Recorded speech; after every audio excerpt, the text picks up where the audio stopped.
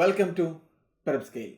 മറ്റൊരു വീഡിയോയിലേക്ക് എല്ലാവർക്കും സ്വാഗതം. നമ്മൾ ഇന്നത്തെ ഈ ക്ലാസ്സിൽ പരിശോധിക്കാൻ വേണ്ടി പോകുന്നത് സ്റ്റേറ്റ്മെന്റ് വൈസ് ചോദ്യങ്ങളെ എങ്ങനെയാണ് എലിമിനേഷൻ മെത്തേഡ് ഉപയോഗിച്ചുകൊണ്ട് നമുക്ക് എത്രയും പെട്ടെന്നായിട്ട് ആൻസറിലേക്ക് എത്താൻ വേണ്ടി പറ്റുക, അല്ലെങ്കിൽ നമ്മുടെ സമയത്തെ നമുക്ക് എക്സാം ഹോളിൽ എങ്ങനെയാണ് നമുക്ക് എന്താണ് കൺട്രോൾ ചെയ്യാൻ പറ്റുക എന്നുള്ളതാണ് നമ്മൾ ഈ സെഷനിൽ പരിശോധിക്കുന്നത്. അപ്പോൾ PSC മുൻവർഷങ്ങളിൽ ചോദിച്ചിട്ടുള്ള കുറച്ച് സ്റ്റേറ്റ്മെന്റ് വൈസ് ചോദ്യങ്ങളാണ് നമ്മൾ ഇതിന് വേണ്ടിയിട്ട് എടുത്തിട്ടുള്ളത്. അപ്പോൾ നമുക്ക് ആദ്യത്തെ ചോദ്യത്തിലേക്ക് പോകാം. അപ്പോൾ ഇതെന്താണ്, താഴെ തന്നിരിക്കുന്നതിൽ ശരിയായിട്ടുള്ള ജോഡി കണ്ടെത്തുക എന്നുള്ളതാണ് എന്ത് ചെയ്യുന്നത് ചോദ്യം. ഓക്കെ, താഴെ തന്നിരിക്കുന്നതിൽ ശരിയായിട്ടുള്ള ജോഡി കണ്ടെത്തുക. ഇന്ത്യൻ കോൺസ്റ്റിറ്റ്യൂഷനുമായിട്ട് ബന്ധപ്പെട്ട ഭരണഘടനയിലെ പ്രധാനപ്പെട്ട ആശയങ്ങളും അത് കടം കൊണ്ട രാജ്യങ്ങളും എന്നുള്ള രീതിയിൽ എന്താണ് രണ്ട് രീതിയിലുള്ള ജോഡികളാണ് നമ്മൾ എന്ത് ചെയ്യണം, കണ്ടെത്തണം. അപ്പോൾ ഇതിൽ 4 സ്റ്റേറ്റ്മെന്റുകൾ ആണ്, അല്ലെങ്കിൽ 4 ജോഡികളാണ് തന്നിട്ടുള്ളത്. അപ്പോൾ ഈ ആൻസറിൽ എന്താണ് 3 ജോഡികൾ മാത്രമേ എന്താണ് മാക്സിമം എന്താണ് കറക്റ്റ് ആയിട്ടുള്ളൂ, അല്ലേ? 2 ജോഡി 3 ജോഡി എന്നുള്ള രീതി. അപ്പോൾ നമുക്കറിയാം എന്താണ് എല്ലാ ജോഡികളും എന്താണ് ശരിയല്ല എന്നുള്ളത് എന്ത് ചെയ്യണം, മനസ്സിലാക്കി വെക്കണം. പിന്നെ നമുക്ക് ആദ്യം തന്നെ നമ്മൾ എത്തേണ്ടത് ശരിയായിട്ടുള്ള സ്റ്റേറ്റ്മെന്റ് എന്നുള്ള രീതി എന്താണ് ഒരു ശരി എന്ത് ചെയ്യണം, മാർക്ക് ചെയ്ത് നോക്കണം. കാരണം നമ്മൾ ചിലപ്പോൾ നമ്മൾ ഓപ്ഷനിൽ തെറ്റുള്ളത് കണ്ടു കഴിഞ്ഞാൽ നമ്മൾ നേരെ എന്താണ് തെറ്റ് ആയിട്ടുള്ള ഓപ്ഷൻ മാർക്ക് ചെയ്യാനുള്ള ഒരു ടെൻഡൻസി എന്താണ് മനുഷ്യൻ എന്ന നിലയിൽ നമുക്ക് ഉണ്ടാവേണ്ട സാധ്യതയുണ്ട്. അതുകൊണ്ടാണ് പറഞ്ഞിട്ടുള്ളത് ശരിയാണോ തെറ്റാണോ എന്നുള്ളത് എന്ത് ചെയ്യണം, ആദ്യം അത് മാർക്ക് ചെയ്യണം. ഓക്കെ, എന്നിട്ട് നമുക്ക് എന്ത് ചെയ്യണം, ഓരോ ജോഡിയിലേക്ക് പോകണം. ഒന്നാമത്തെ ജോഡി എന്നുള്ളത് കറക്റ്റാണ്, കാരണം എല്ലാ ഓപ്ഷനിലും എന്താണ് 1 വന്നിട്ടുണ്ട്. നോക്കിയാൽ 1 3 4 1 2 1 2 3 1 4 എന്നുള്ള രീതിയിലാണ് 1 എല്ലാത്തിലും വന്നിട്ടുണ്ട്.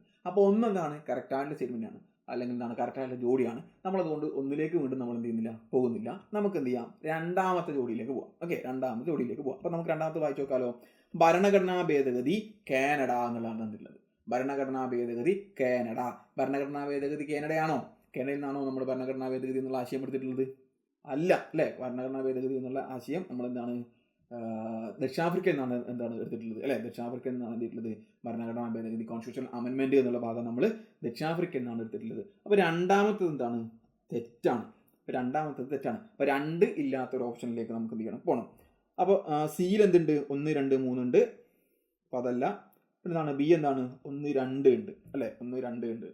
അപ്പോൾ നമ്മുടെ ആൻസർ വരുന്നത്, അല്ല, നമ്മൾ എന്താണ് ഒരു 50-50 ചാൻസിലേക്ക് നമ്മൾ എത്തിയാണ്. കാരണം എന്താണ് ആൻസർ ആയിട്ട് 1 2 വരില്ല, 1 2 3 എന്നുള്ളതും വരില്ല. പിന്നെ 1 3 4 എന്നുള്ളതും 1 4 എന്നുള്ളതുമാണ്, അല്ലേ? 1 3 4 1 4 എന്നുള്ള ഒരു എന്താണ് ഇതിലേക്ക് നമ്മൾ എത്തി. അപ്പോൾ ഇതിലെന്താണ് 4 2ലും എന്താണ് കോമൺ ആയിട്ട് വന്നിട്ടുണ്ട്, അല്ലേ? 4 എന്താണ് 2ലും കോമൺ ആയിട്ട് വന്നിട്ടുണ്ട്. അപ്പോൾ നമുക്ക് എന്ത് ചെയ്യാം, നമുക്ക് മൂന്നാമത്തത് കറക്റ്റ് ആണോ എന്ന് നോക്കണം, അല്ലേ? 4 എന്താണ് ശരിയാണ്, കാരണം എന്താണ് 4 2 ഓപ്ഷനിലും ഉണ്ട്, 1 എന്താണ് 2 ഓപ്ഷനിലും ഉണ്ട്, പിന്നെ 3 ആണുള്ളത്. കാരണം എന്താണ് ഈ 1 3 കറക്റ്റ് ആണോ അതോ 1 4 മാത്രമാണോ കറക്റ്റ് ആണോ എന്നുള്ളതാണ് നമ്മൾ എന്ത് ചെയ്യേണ്ടത്, നോക്കേണ്ടത്. അപ്പോൾ അതുകൊണ്ട് നമുക്ക് എന്ത് ചെയ്യണം, മൂന്നാമത്തെ ജോഡിയിലേക്ക് പോകണം.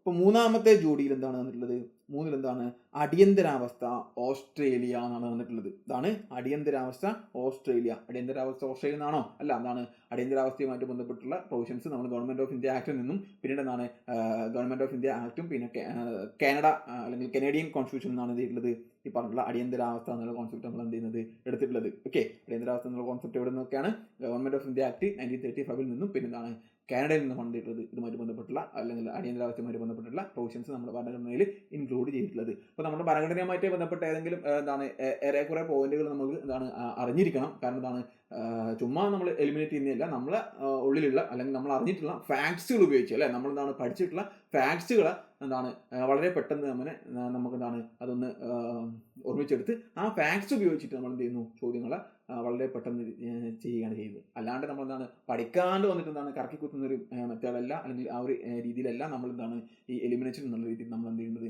അപ്രോച്ച് ചെയ്യേണ്ടത് എന്നുള്ള കാര്യം മനസ്സിലാക്കി വെക്കുക. അപ്പോൾ അതാണ് 3 അടിയന്തരാവസ്ഥ ഓസ്ട്രേലിയ ഇല്ല നമ്മൾ പറഞ്ഞു, അല്ലേ? 3 അടിയന്തരാവസ്ഥ ഓസ്ട്രേലിയ ഇല്ല. അപ്പോൾ അതുകൊണ്ട് എന്ത് ചെയ്തു, 1 3 അല്ല 1 4 കറക്റ്റ്. ഓപ്ഷൻ ഡി ആണ് എന്ത് ചെയ്യുന്നത് കറക്റ്റ് ആയിട്ടുള്ള ആൻസർ എന്ന് പറയുന്നത്. ഓക്കെ, ഓപ്ഷൻ ഡി ആണ്. പിന്നെന്താണ് നമ്മൾ ഈ ഡിസ്കസ് ചെയ്യുന്ന സമയത്ത് നമ്മൾ എന്താണ് കുറച്ചധികം സമയം എടുത്തിട്ട് നമ്മൾ എന്ത് ചെയ്യും, ഡിസ്കസ് ചെയ്യും. എന്നാൽ നിങ്ങൾ എന്ത് ചെയ്യുക, നിങ്ങൾ ഈ രീതിയിൽ ക്വസ്റ്റ്യൻസിനെ മാക്സിമം എന്താണ് ഒരുപാട് ക്വസ്റ്റ്യൻസ് നമ്മൾ ഈ ഒരു പറഞ്ഞ രീതിയിൽ നമ്മൾ എന്താണ് എലിമിനേറ്റ് ചെയ്ത് മാക്സിമം നിങ്ങൾ ക്വസ്റ്റ്യൻസ് പ്രാക്ടീസ് ചെയ്യുമ്പോൾ നിങ്ങൾ ഓട്ടോമാറ്റിക്കലി എന്താവും ആ ഒരു സ്പീഡിലേക്ക് നിങ്ങൾ എത്തും എന്നുള്ളതാണ്. ഓക്കെ, നമുക്ക് എന്ത് ചെയ്യണം, അടുത്ത ചോദ്യത്തിലേക്ക് പോകാം. റിസർവ് ബാങ്കിനെ കുറിച്ച് താഴെ പറയുന്ന പ്രസ്താവനകളിൽ ശരി ഏത്, അല്ലെ? ശരി ഏത്? അപ്പം വീണ്ടും നമ്മൾ മാർക്ക് ചെയ്ത് വെച്ചു എന്താണ് ശരിയാന്നുള്ളത്. ഇപ്പോൾ 2 സ്റ്റേറ്റ്മെന്റ് 3 സ്റ്റേറ്റ്മെന്റുകളാണ് തന്നിട്ടുള്ളത്. അപ്പോൾ നമ്മൾ എന്ത് ചെയ്യണം, ഏതൊക്കെയാണെന്ന് നോക്കണം. അപ്പോൾ അതിലെന്താണ് ഈ എല്ലാ സ്റ്റേറ്റ്മെൻറ്റുകളും നമുക്ക് നോക്കിക്കഴിഞ്ഞാൽ എന്താണ് 1 2 ഉണ്ട്, 1 3 ഉണ്ട്, 1 2 3 ഉണ്ട്, എല്ലാ സ്റ്റേറ്റ്മെൻറ്റും ശരിയാണെന്നുള്ള എന്താണ് സ്റ്റേറ്റ്മെൻറ്റുകൾ തന്നിട്ടുണ്ട്. അപ്പോൾ നമുക്ക് എന്ത് ചെയ്യാം നോക്കാം. റിസർവ് ബാങ്ക് ദേശസാൽക്കരിച്ചത് 1949 ജനുവരി 1-നാണ്. അപ്പോൾ നമുക്ക് എന്ത് ചെയ്യാം, സാധാരണഗതിയിൽ ആളുകൾക്ക് എന്താണ് ഇത്തരത്തിലുള്ള ഡേറ്റും കാര്യങ്ങളൊക്കെ വരുമ്പോൾ എന്താണ് ഒരു ഡൗട്ടായിരിക്കും അല്ലേ, എന്താണ് ചില ഡൗട്ടുകൾ ഉണ്ടാവും, അത് കറക്റ്റ് ആണോ എന്താണ്, കാരണം എന്താണ് ആക്യുറേറ്റ് ആയിട്ടുള്ള ഒരു ഡേറ്റ് ആണെന്നില്ല. 1949 ജനുവരി 1 എന്ന് പറഞ്ഞിട്ടുള്ള എന്താണ് ഒരു ആക്യുറേറ്റ് ആയിട്ടുള്ള ഒരു ഡേറ്റ് ആണ് എന്നുള്ളത്. അപ്പോൾ നമുക്ക് എന്ത് ചെയ്യാം, ഒരു ഡൗട്ട് വരാനുള്ള സാധ്യത ഉണ്ട് അല്ലേ, എന്താണ് ഡൗട്ട് വരാനുള്ള ഒരു സാധ്യത ഉണ്ട്. അപ്പോൾ നമുക്ക് എന്ത് ചെയ്യാം, അത് നിങ്ങൾക്ക് എക്സാക്ട്ലി ആ ഡേറ്റ് അറിയില്ല എങ്കിൽ നമുക്ക് എന്ത് ചെയ്യാം, നമുക്ക് ജസ്റ്റ് എന്ത് ചെയ്യാം, അതൊന്ന് ഹോൾഡ് ചെയ്ത് വെക്കാം, ജസ്റ്റ് ഒന്ന് റൗണ്ട് ചെയ്ത് വെക്കാം നമുക്ക്. ഇനി നമുക്ക് എന്ത് ചെയ്യാം, രണ്ടാമത്തെ സ്റ്റേറ്റ്മെന്റിലേക്ക് സിമ്പിളായിട്ട് പോകാം അല്ലേ. രണ്ടാമത്തെ സ്റ്റേറ്റ്മെന്റ് റിസർവ് ബാങ്കിന്റെ ആദ്യത്തെ ഇന്ത്യക്കാരനായുള്ള ഗവർണർ ഓസ്ബോൺ സ്മിത്ത് ആണെന്നാണ് പറഞ്ഞിട്ടുള്ളത്. അത് നമുക്ക് എന്താണ് എല്ലാവരും RBIനെ കുറിച്ച് പഠിക്കുമ്പോൾ എന്താണ് പഠിക്കുന്ന കാര്യമാണ്. ആരാണ് ഇന്ത്യക്കാരനായിട്ടുള്ള RBIയുടെ ഗവർണർ ആരാണ്, അത് CD ദേശ്മുഖാണ് ആദ്യത്തേത് അല്ലേ. ആദ്യത്തെ ഇന്ത്യക്കാരനായിട്ടുള്ള ഗവർണർ ആരാണ്, അത് CD ദേശ്മുഖാണ്. അപ്പോൾ അതാണ് ഈ രണ്ടാമത്തെ സ്റ്റേറ്റ്മെന്റ് എന്താണ് തെറ്റാണെന്ന് പറയാൻ വേണ്ടി പറ്റും അല്ലേ. രണ്ടാമത്തെ സ്റ്റേറ്റ്മെന്റ് എന്താണ് തെറ്റാണ്. രണ്ടാമത്തെ സ്റ്റേറ്റ്മെന്റ് നമ്മൾ തെറ്റാണെന്ന് കണ്ടെത്തിയത് കൊണ്ട് തന്നെ നമുക്ക് എന്ത് ചെയ്യാം, ഡയറക്റ്റ് ഇനി ആൻസറിലേക്ക് പോകാം. കാരണം എന്താണ് 2 വരുന്നില്ല, എന്താണ് ഇതിൽ വരുന്നുണ്ട് 2 എന്താണ് ഇവിടെയും വരുന്നുണ്ട്, 2 എന്താണ് ഇവിടെയും വരുന്നുണ്ട്. അപ്പോൾ 3 എന്താണ് ഓപ്ഷനും നമുക്ക് എന്ത് ചെയ്യാം എലിമിനേറ്റ് ചെയ്യാൻ വേണ്ടി പറ്റി. നമുക്ക് എന്താണ് C എന്താണ് 1ഉം 3ഉം എന്താണ് കറക്റ്റ് ആണ് എന്നുള്ള എന്താണ് സ്റ്റേറ്റ്മെന്റ് നമുക്ക് എത്താൻ വേണ്ടി പറ്റും. കാരണം എന്താണ് നമുക്ക് എന്താണ് ഈ ഒരു സ്റ്റേറ്റ്മെന്റ് നമുക്ക് അറിയില്ലെങ്കിൽ കൂടി ഓക്കെ, എന്താണ് ആദ്യത്തെ എക്സാക്ട് ഡേറ്റ് ആയതുകൊണ്ട് ആ ഡേറ്റ് ഡേറ്റ് നമുക്ക് അറിയില്ല എങ്കിൽ കൂടി എന്താണ് മറ്റ് പോയിന്റുകളൊക്കെ നമുക്ക് എന്താണ് ഓർമ്മയുണ്ടാവും അല്ലേ. ചില ആളുകൾക്ക് എന്താണ് ഡേറ്റ് എത്ര പഠിച്ചാലും എന്താണ് ഓർമ്മയുണ്ടാവില്ല. മറ്റ് പോയിന്റുകളൊക്കെ എന്താണ് അവർക്ക് നല്ല ഓർമ്മയുണ്ടാവും, പക്ഷെ എന്താണ് ഡേറ്റ് എന്താണ് ഓർമ്മയുണ്ടാവില്ല. അപ്പോൾ അതുകൊണ്ട് നമുക്ക് എന്ത് ചെയ്യാം, ആ ഒരു രീതിയിൽ വേണമെങ്കിൽ നമുക്ക് എന്ത് ചെയ്യാം, അങ്ങനെ എലിമിനേറ്റ് ചെയ്യാം. എന്നാൽ നിങ്ങൾക്ക് എന്താണ് ഡേറ്റുകളും അറിയുന്നതാണെങ്കിൽ നമുക്ക് എന്ത് ചെയ്യാം, നമ്മുടെ എലിമിനേഷൻ എന്താണ് നമ്മുടെ ആ ഒരു ആപ്ലിക്കബിലിറ്റി നമുക്ക് എന്ത് ചെയ്യാം കുറച്ചും കൂടി കൂട്ടാൻ വേണ്ടി പറ്റും. ഓക്കെ, പിന്നെ എന്താണ് എല്ലാ ബാങ്കുകളും അമരക്കാരനാണ് റിസർവ് ബാങ്ക്. നമുക്ക് എന്താണ് ആ സ്റ്റേറ്റ്മെന്റ് വായിച്ചു നോക്കേണ്ട ആവശ്യം തന്നെ ഇല്ല, നമുക്കറിയാം എന്താണ് അത് കറക്റ്റ് ആയിട്ടുള്ള സ്റ്റേറ്റ്മെന്റ് ആണ്. എന്താണ് നമുക്കത് വായിച്ചു നോക്കാണ്ട് തന്നെ നമുക്ക് എന്ത് ചെയ്യാം ആൻസറിലേക്ക് പോകാൻ വേണ്ടി പറ്റും അല്ലേ.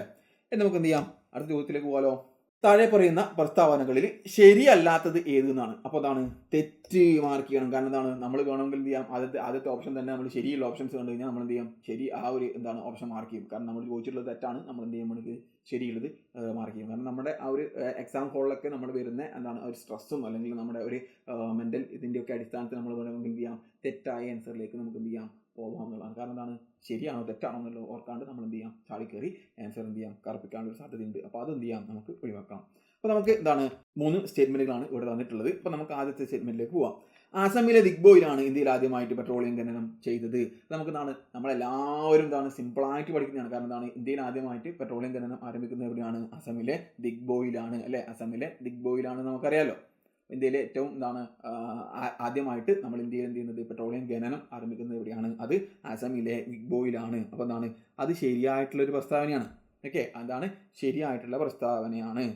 അപ്പോൾ നമുക്ക് എന്ത് ചെയ്യാം, ശരിയായിട്ടുള്ള പ്രസ്താവനയാണ് എന്താണ് ഇത് ഒന്നാമത്തെ സ്റ്റേറ്റ്മെന്റ്. നമ്മളോട് ചോദിച്ചിട്ടുള്ളതാണ് ശരിയല്ലാത്തത് ഏതെന്നുള്ളതാണ് അല്ലേ. ശരിയല്ലാത്തത് ഏതാണ്, അപ്പോൾ ഒന്നില്ലാത്തത് വരണം. അപ്പോൾ എന്താണ് 1 വരാൻ പാടില്ല. പിന്നെ എന്താണ് എല്ലാ പ്രസ്താവനകളും അതും എന്താണ് വരില്ല അല്ലേ.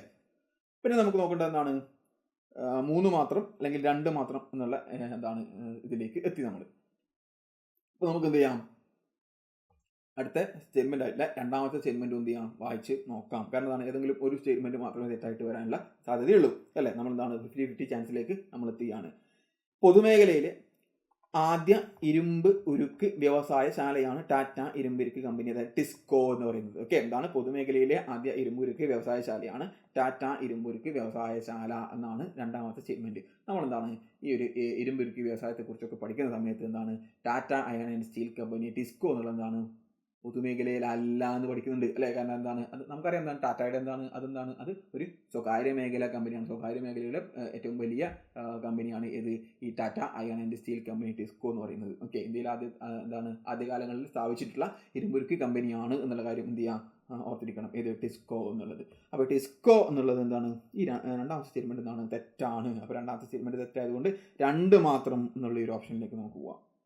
ഓക്കെ, 2 മാത്രം എന്നുള്ള ഈ ഒരു എന്താണ് ഓപ്ഷൻ ബിയിലേക്ക് നമുക്ക് എന്ത് ചെയ്യണം പോകാൻ വേണ്ടി പറ്റണം. കാരണം നമ്മൾ എന്താണ് ശ്രദ്ധിക്കേണ്ട കാര്യമുണ്ട്. എന്താണ് നമ്മളോട് ചോദിച്ചിട്ടുള്ളത് തെറ്റാണ് അല്ലേ. നമ്മൾ ചോദിച്ചിട്ടുള്ളത് ഏതാണ് തെറ്റാണ് എന്നുള്ള കാര്യം എന്ത് ചെയ്യാം കൃത്യമായിട്ട് മാർക്ക് ചെയ്യണം. അപ്പോൾ എന്താണ് രണ്ടാമത്തെ സ്റ്റേറ്റ്മെന്റ് ആണ് ഇതിൽ തന്നിട്ടുള്ളത് എന്താണ് തെറ്റായിട്ടുള്ള സ്റ്റേറ്റ്മെന്റ്. അപ്പോൾ എന്താണ് ബി 2 മാത്രം എന്നുള്ള ഓപ്ഷനിലേക്ക് നമുക്ക് പോകാൻ വേണ്ടി പറ്റും. ഓക്കെ, അടുത്ത ചോദ്യത്തിലേക്ക് നമുക്ക് പോകാലോ.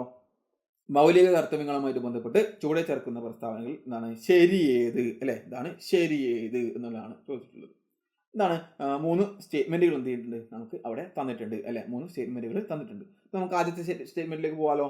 മൗലിക കർത്തവ്യങ്ങൾ ഭരണഘടനയുടെ ഭാഗം 4 എയിൽ, അതായത് ആർട്ടിക്കിൾ 51 എയിൽ എന്ത് ചെയ്യുന്നു, പ്രതിപാദിക്കുന്നു, അല്ലെ? എന്താണ് പ്രതിപാദിക്കുന്നു? ആർട്ടിക്കിൾ എന്താണ് 51 എയിൽ ഭാഗം 4 എയിലാണ് എന്ത് ചെയ്യുന്നത്, മൗലിക കർത്തവ്യങ്ങൾ എന്ത് ചെയ്യുന്നത്, പ്രതിപാദിക്കുന്നത്, അല്ലെ? മൗലിക കർത്തവ്യങ്ങൾ പ്രതിപാദിക്കുന്നത് എന്നാണ് പറഞ്ഞിട്ടുള്ളത്. നമുക്കറിയാം എന്താണ് ഈ ഒരു സ്റ്റേറ്റ്മെന്റ് എന്താണ് കറക്റ്റ് ആണ്, അല്ലെ? ഈ ഒരു സ്റ്റേറ്റ്മെന്റ് എന്താണ് കറക്റ്റ് ആണ്. ഇനി നമുക്ക് എന്ത് ചെയ്യാം, 1 എന്നുള്ള ഓപ്ഷൻ ഏതൊക്കെ വരും? അപ്പൊ 2ഉം 3ഉം വരില്ല, ബാക്കി എന്തെങ്കിലും എന്താണ് 1 വന്നിട്ടുണ്ട്, അല്ലെ? 86ാമത്തെ ഭരണഘടനാ ഭേദഗതി മൗലിക കർത്തവ്യങ്ങളുമായിട്ട് ബന്ധപ്പെട്ടതാണെന്നുള്ളതാണ് ചെയ്യുന്നത്. 86ാമത്തെ മൗലിക അല്ലെങ്കിൽ എന്താണ് 86ാമത്തെ ഭരണഘടനാ ഭേദഗതി നമുക്കറിയാം എന്താണ് ഈ 86ാമത്തെ ഭരണഘടനാ ഭേദഗതി എന്ന് പറയുന്നത് റൈറ്റ് ടു എഡ്യൂക്കേഷൻ ആയിട്ട് ബന്ധപ്പെട്ടിട്ട് വരുന്നതാണ്, അല്ലെ? റൈറ്റ് ടു എഡ്യൂക്കേഷനുമായിട്ട് ബന്ധപ്പെട്ട് വരുന്നതാണ് ഈ 86ാമത്തെ ഭരണഘടനാ ഭേദഗതി. അതായത് വിദ്യാഭ്യാസ അവകാശം എന്താണ് ആക്കിയിട്ട് മാറ്റുന്ന ഭരണഘടനാ ഭേദഗതിയാണ് ഏത്, ഈ 86ാമത്തെ ഭരണഘടനാ ഭേദഗതി. ഈ 86ാമത്തെ ഭരണഘടനാ ഭേദഗതിയിൽ തന്നെ എന്ത് ചെയ്യുന്നുണ്ട്, ഈ പറഞ്ഞിട്ടുള്ള മൗലിക കർത്തവ്യം എന്നുള്ള രീതിയിൽ എന്ത് ചെയ്യുന്നുണ്ട്, കൂട്ടിച്ചേർക്കുന്നുണ്ട്. ഓക്കെ, മൗലിക കർത്തവ്യം എന്നുള്ള രീതിയിൽ എന്താണ് ഈ 11ാമത്തെ മൗലിക കർത്തവ്യങ്ങളായിട്ട് വരുന്നത് എപ്പോഴാണ്, അത് 86ാമത്തെ ഭരണഘടനാ ഭേദഗതിയിലാണ്. ഓക്കെ, 10 കർത്തവ്യങ്ങളായിരുന്നു എന്താണ് ആദ്യം ഉണ്ടായിരുന്നത്. പിന്നീട് എന്താണ് 11ാമത്തെ കർത്തവ്യം വരുന്നത് എപ്പോഴാണ്, അത് 86ാമത്തെ ഭരണഘടനാ ഭേദഗതിയിലാണ്. അപ്പോൾ എന്താണ് ഈ ഒരു സ്റ്റേറ്റ്മെന്റ് നമുക്ക് എന്താണ് 86ാമത്തെ ഭരണഘടനാ ഭേദഗതി മൗലിക കർത്തവ്യങ്ങളുമായിട്ട് ബന്ധപ്പെട്ടതാണെന്ന് പറയാം. പിന്നെന്താണ് 3ാമത്തെ സ്റ്റേറ്റ്മെന്റ് വായിച്ചു നോക്കിയേ, അതാണ് 11 മൗലിക കർത്തവ്യങ്ങൾ ഉണ്ട് എന്നുള്ളത്. കാരണം എന്താണ് നിലവിൽ എത്രയാണുള്ളത്, മൗലിക കർത്തവ്യങ്ങൾ 11 എണ്ണമാണ്. എന്നാൽ എന്താണ് മൗലിക കർത്തവ്യങ്ങൾ നമ്മൾ ഭരണഘടനയിൽ ഉൾപ്പെടുത്തുന്ന സമയത്ത് 10 എണ്ണമായിരുന്നു ഉണ്ടായിരുന്നത്, അല്ലെ? 10 + 1 എന്ന രീതിയിൽ എന്താണ് നിലവിൽ എന്താണ് 11 മൗലിക കർത്തവ്യങ്ങളാണ് ഉണ്ടായിരുന്നത് അല്ലെങ്കിൽ ഉള്ളത് എന്നുള്ള കാര്യം എന്ത് ചെയ്യുക, മനസ്സിലാക്കി വെക്കുക. അപ്പോൾ അതാണ് എല്ലാ സ്റ്റേറ്റ്മെന്റും കറക്റ്റ് ആണ് എന്നുള്ളത് എന്താണ് ഓപ്ഷൻ ഡിയിലേക്ക് നമുക്ക് എന്ത് വരാൻ വേണ്ടി പറ്റും, എത്താൻ വേണ്ടി പറ്റും എന്നുള്ളത് എന്ത് ചെയ്യുക, മനസ്സിലാക്കി വെക്കുക. ചില ആളുകൾക്ക് എന്താണ് ഡൗട്ട് ഉണ്ടാകാൻ സാധ്യതയുള്ളത് എന്താണ് 86ാമത്തെ ഭരണഘടനാ ഭേദഗതി മൗലിക കർത്തവ്യങ്ങളുമായിട്ട് ബന്ധപ്പെട്ടതാണോ അല്ലയോ എന്നുള്ളത് എന്താണ് ഡൗട്ടാണ് വരിക. കാരണം എന്താണ് മൗലിക കർത്തവ്യങ്ങളുമായിട്ട് ബന്ധപ്പെട്ടത് എന്താണ് ഡയറക്റ്റ്ലി എന്താണ് നമുക്ക് പറയുമ്പോൾ എന്താണ് അത് റൈറ്റ് ടു എഡ്യൂക്കേഷൻ അല്ലെങ്കിൽ എന്താണ് വിദ്യാഭ്യാസവുമായിട്ട് ബന്ധപ്പെട്ടുള്ള എന്താണ് ഭേദഗതിയാണ്. എങ്കിൽ കൂടി എന്താണ് ഈ മൗലിക കർത്തവ്യങ്ങളിൽ എന്ത് ചെയ്യുന്നുണ്ട്, ഒരു ഭേദഗതി വരുന്നുണ്ട്. പുതിയതായിട്ട് ഒരു മൗലിക കർത്തവ്യം എന്താണ് 86ാമത്തെ ഭരണഘടനാ ഭേദഗതിയിൽ കൂടി എന്ത് ചെയ്യുന്നുണ്ട്, നമ്മൾ ഭരണഘടനയിൽ എന്ത് ചെയ്യുന്നുണ്ട്, കൊണ്ടുവരുന്നുണ്ട് എന്നുള്ള കാര്യം എന്ത് ചെയ്യുക, മനസ്സിലാക്കി വെക്കുക. നമുക്ക് എന്ത് ചെയ്യാം, അടുത്ത ചോദ്യത്തിലേക്ക് പോകാം. ഇന്ത്യൻ ഉപരാഷ്ട്രപതിയുമായിട്ട് ബന്ധപ്പെട്ട് ശരിയായിട്ടുള്ള പ്രസ്താവന ഇതെന്നുള്ളതാണ്. ഓക്കെ, ഇന്ത്യൻ ഉപരാഷ്ട്രപതിയുമായിട്ട് ബന്ധപ്പെട്ട് വൈസ് പ്രസിഡന്റ് ഓഫ് ഇന്ത്യയുമായിട്ട് ബന്ധപ്പെട്ടിട്ട് തന്നിട്ടുള്ളത് എന്താണ് ശരിയായിട്ടുള്ള പ്രസ്താവന. അപ്പം എന്ത് ചെയ്യണം, നമ്മൾ ശരിയായിട്ടുള്ളത് എന്നുള്ളത് എന്ത് ചെയ്യണം, മാർക്ക് ചെയ്യണം, അല്ലെ? ശരിയായിട്ടുള്ള പ്രസ്താവന. അതിൽ ആദ്യത്തെ സ്റ്റേറ്റ്മെന്റ് നമുക്ക് നോക്കിയാലോ. ഉപരാഷ്ട്രപതി രാജ്യസഭാ അധ്യക്ഷനാണ്. നമുക്കറിയാം എന്താണ് vice president of India is the ex officio chairman of the Rajya Sabha, അല്ലെ? എന്താണ് ഉപരാഷ്ട്രപതി എന്താണ് രാജ്യസഭയുടെ ചെയർമാൻ തന്നെയാണ്, അല്ലെങ്കിൽ എന്താണ് രാജ്യസഭയുടെ അധ്യക്ഷൻ തന്നെയാണ്. അപ്പോൾ എന്താണ് 1ാമത്തെ സ്റ്റേറ്റ്മെന്റ് എന്താണ് കറക്റ്റ് ആണ്. അപ്പോൾ 1ാമത്തെ സ്റ്റേറ്റ്മെന്റ് കറക്റ്റ് ആണ്. അപ്പോൾ 1 വരുന്നത് എന്താണ് 3 ഓപ്ഷൻസിൽ 1 വരുന്നുണ്ട്. 2ഉം 3ഉം എന്നുള്ളത് മാത്രം നമുക്ക് എന്ത് ചെയ്യാം, വെട്ടിക്കളയാം, അല്ലെ? അപ്പോൾ എന്താണ് ബാക്കിയിലും എന്താണ് 1 വരുന്നുണ്ട്, 1 3 വരുന്നുണ്ട്. ഓക്കെ, നമുക്കെന്താണ് ഇനി നമുക്ക് 2ാമത്തെ സ്റ്റേറ്റ്മെന്റിലേക്ക് പോകാം, അല്ലെ? പിന്നെ എന്താണ് 1 3 2 എന്നുള്ളൊരു സ്റ്റേറ്റ്മെന്റും 1 3 എന്നുള്ള സ്റ്റേറ്റ്മെന്റും പിന്നെ എന്താണ് 1 2 3 എന്നുള്ള സ്റ്റേറ്റ്മെന്റുമാണ് ഉള്ളത്. അപ്പോൾ നമുക്ക് എന്ത് ചെയ്യാം, നമുക്ക് 2ാമത്തെ സ്റ്റേറ്റ്മെന്റിലേക്ക് കിടക്കാം. ഓക്കെ, 2ാമത്തെ സ്റ്റേറ്റ്മെന്റ് നോക്കിയാലോ. ഉപരാഷ്ട്രപതിയെ 5 വർഷത്തേക്കാണ് തിരഞ്ഞെടുക്കുന്നത്. എന്താണ് ഉപരാഷ്ട്രപതിയെ 5 വർഷത്തേക്കാണ് തിരഞ്ഞെടുക്കുന്നത്. അതായത് ഉപരാഷ്ട്രപതിയുടെ ടെന്യൂറാണ് പറഞ്ഞിട്ട്, അല്ലെ? വൈസ് പ്രസിഡന്റ് ടെന്യൂർ എത്രയാണ്, 5 years ആണ്. നമ്മൾ എന്താണ് സിമ്പിളായിട്ട് പഠിക്കുന്ന കാര്യമാണ്, അല്ലെ? രാജ്യസഭയുടെ കാലാവധി എന്താണ് കാലാവധി ഇല്ല എങ്കിൽ കൂടി, അല്ലെങ്കിൽ രാജ്യസഭ അംഗങ്ങൾക്കുള്ള കാലാവധി 6 വർഷമാണെങ്കിൽ കൂടി എന്താണ് ഇതിന്റെ ചെയർമാനായിട്ടുള്ള ഉപരാഷ്ട്രപതിയുടെ കാലാവധി എത്രയാണ്, അത് 5 വർഷമാണ് എന്നുള്ള കാര്യം എന്ത് ചെയ്യുക, ഓർത്തിരിക്കുക. കാരണം എന്താണ് എക്സ് ഒഫീഷ്യോ ചെയർമാൻ ആണ്, വൈസ് പ്രസിഡന്റ് ആയിട്ടാണ് അദ്ദേഹത്തെ എന്ത് ചെയ്യുന്നത് തിരഞ്ഞെടുക്കുന്നത്. വൈസ് പ്രസിഡന്റിന്റെ കാലാവധി എത്രയാണ്, 5 വർഷമാണ്. ഓക്കെ, വൈസ് പ്രസിഡന്റിന്റെ കാലാവധി 5 വർഷമാണ്. രാജ്യസഭ ഒരു സ്ഥിരം സഭയാണ്. അതാണ് 3ാമത്തെ സ്റ്റേറ്റ്മെന്റ്. രാജ്യസഭ എന്താണ് ഒരു സ്ഥിരം സഭ തന്നെയാണ്. എന്താണ് സിമ്പിൾ ആയിട്ടുള്ള സ്റ്റേറ്റ്മെന്റ് തന്നെയാണ്, അല്ലെ? രാജ്യസഭ ഒരു സ്ഥിരം സഭ തന്നെയാണ്. അപ്പോൾ ഇതിലെന്താണ് ഈ 3 സ്റ്റേറ്റ്മെന്റും എന്താണ് കറക്റ്റ് ആണ്, അല്ലെ? 3 സ്റ്റേറ്റ്മെന്റും എന്താണ് കറക്റ്റ് ആയിട്ടുള്ള സ്റ്റേറ്റ്മെന്റുകളാണ്. ഓക്കെ, അപ്പോൾ ഈ രീതിയിലാണ് നമ്മൾ എന്ത് ചെയ്യുക, ഈ സ്റ്റേറ്റ്മെന്റ് വൈസ് ചോദ്യങ്ങളെ നമ്മൾ എന്ത് ചെയ്യുന്നത് എളുപ്പത്തിൽ അല്ലെങ്കിൽ എന്താണ് ഉത്തരം കണ്ടെത്താൻ വേണ്ടി നമ്മൾ എന്ത് ചെയ്യുന്നത് ശ്രമിക്കുന്നത്. കാരണം എന്താണ്, നമ്മൾ കാര്യങ്ങൾ നമ്മൾ പഠിച്ചിരിക്കണം അല്ലെ, നമ്മൾ എന്താണ് ഒരുപാട് പഠിക്കണം. ആ പഠിക്കുമ്പോൾ എന്താണ് നമ്മൾ ഒരുപാട് പഠിക്കുന്നുണ്ടാവും അല്ലെ. ആ ഒരുപാട് പഠിക്കുന്ന ആ ചോദ്യങ്ങൾ അല്ലെങ്കിൽ ഫാക്റ്റുകൾ നമുക്ക് എന്താണ് റൈറ്റ് ടൈമിൽ എന്താണ് നമുക്ക് അപ്രോച്ച് ചെയ്യാൻ വേണ്ടി പറ്റുക, ആ ഒരു സമയത്ത് നമുക്ക് ഉപയോഗിക്കാൻ വേണ്ടി പറ്റുമ്പോഴാണ് നമുക്ക് എന്ത് ചെയ്യുന്നത് ആ ഒരു സ്മാർട്ട് വേയിൽ കൂടി നമുക്ക് എന്ത് ചെയ്യാൻ വേണ്ടി പറ്റുക, ആൻസർ കണ്ടെത്താൻ വേണ്ടി പറ്റുക അല്ലെ. ആ ഒരു രീതിയിലാണ് നമ്മൾ എന്ത് ചെയ്യുന്നത് അപ്രോച്ച് ചെയ്യുന്നത്. നമ്മളുടെ ഉള്ളിലുള്ള അറിവുകളെ നമ്മൾ എന്ത് ചെയ്യുന്നു എക്സാം ഹാളിൽ ഈ ഒരു രീതിയിൽ നമ്മൾ അപ്ലൈ ചെയ്തിട്ട് നമ്മൾ എന്ത് ചെയ്യും, ഈ ഒരുപാട് ചോദ്യങ്ങൾ നമ്മൾ കാണുമ്പോൾ ഉണ്ടാകുന്ന ഒരു ടെൻഷനും കാര്യങ്ങളൊക്കെ നമുക്ക് എന്ത് ചെയ്യാം മറികടക്കാൻ വേണ്ടി പറ്റും. അതിന് വേണ്ടത് നിങ്ങൾ മാക്സിമം ഇത്തരത്തിലുള്ള ചോദ്യങ്ങൾ, നിങ്ങൾ കിട്ടുന്ന ചോദ്യങ്ങളൊക്കെ എന്ത് ചെയ്യുക, ഈ ഒരു രീതിയിൽ എന്ത് ചെയ്യുക പരിശീലിക്കുക എന്നുള്ളതാണ്. ഓക്കെ, അപ്പം അത്തരത്തിൽ നമ്മൾ എന്താണ് മാക്സിമം ചോദ്യങ്ങളെ പരിശീലിക്കുമ്പോൾ നിങ്ങൾക്ക് സ്വാഭാവികമായിട്ടും എക്സാം ഹാളിൽ ഇത്തരത്തിലുള്ള സ്റ്റേറ്റ്മെന്റുകൾ കാണുമ്പോൾ എന്താണ് ബുദ്ധിമുട്ടുണ്ടാവില്ല. വളരെ എളുപ്പത്തിൽ തന്നെ നമുക്ക് എന്ത് ചെയ്യാൻ വേണ്ടി പറ്റും, ഈ ഒരു ചോദ്യങ്ങളെ നമുക്ക് അഭിമുഖീകരിക്കാനും അതിൻ്റെ റൈറ്റ് ആൻസറിലേക്ക് ചുരുങ്ങിയ സമയത്തിനുള്ളിൽ എത്താൻ വേണ്ടി പറ്റും. നോക്കണം, കാരണം എന്താണ് ചില ആളുകൾക്ക് എന്താണ് ഒരുപാട് സമയം എടുത്തിട്ട് എന്ത് ചെയ്യാം ഈ ആൻസറിലേക്ക് എത്താം. പക്ഷെ നമുക്ക് എക്സാം ഹോൾ എന്ത് ചെയ്യണം, മാക്സിമം സമയം കുറഞ്ഞ സമയത്തുകൊണ്ട് നമുക്ക് എന്ത് ചെയ്യണം ആൻസറിലേക്ക് എത്തണം. ആ ഒരു രീതിയിലേക്ക് ഏറ്റവും കുറഞ്ഞ സമയത്തിൽ നമ്മൾ എത്താൻ വേണ്ടിയിട്ടാണ് നമ്മൾ എന്ത് ചെയ്യുന്നത് ഈ ഒരു രീതിയിൽ എലിമിനേഷൻ മെത്തേഡ് ഉപയോഗിച്ചുകൊണ്ട് നമ്മൾ എന്ത് ചെയ്യുന്നത് ആൻസർ കണ്ടെത്തുന്നത്. ഓക്കെ, അപ്പോൾ നമുക്ക് മറ്റൊരു സെറ്റ് ക്വസ്റ്റ്യൻസുമായിട്ട് എന്ത് ചെയ്യാം അടുത്ത ക്ലാസ്സിൽ കാണാം. അതുവരെ നന്ദി.